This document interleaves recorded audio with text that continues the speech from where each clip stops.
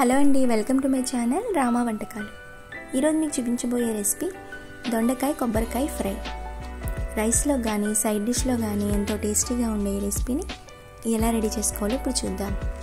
దానికోసం ముందుగా అరకిలో దొండకాయలు తీసుకొని నిలువుగా కట్ చేసి పక్కన పెట్టుకోండి.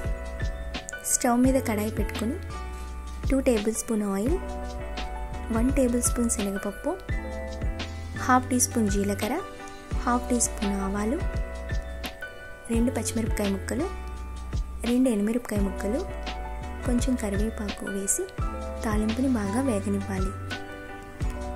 తాలింపు వేగిన తర్వాత 1/2 టీ స్పూన్ పసుపు, ముందుగా కట్ చేసి పెట్టుకున్న దొండకాయ ముక్కల్ని తాలింపులో వేసి తాలింపు ముక్కలకి పట్టేంత వరకు 2 నిమిషాలు కలపండి.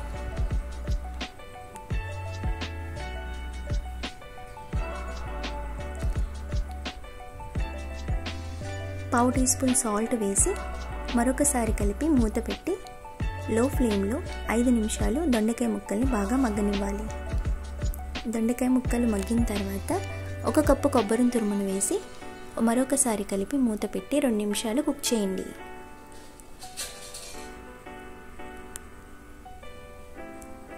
చూడండి, దొండకాయ ముక్కలు బాగా ఫ్రై అయినాయి కదా.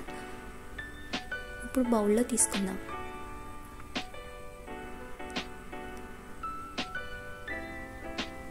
అంతేనండి, ఎంతో టేస్టీగా ఉండే దొండకాయ కొబ్బరికాయ ఫ్రై రెడీ అయిపోయింది.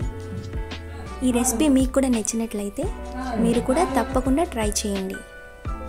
అలాగే మా ఛానల్ని సబ్స్క్రైబ్ చేయండి, లైక్ చేయండి, షేర్ చేయండి. మరిన్ని వంటకాలతో మళ్ళీ కలుద్దాం.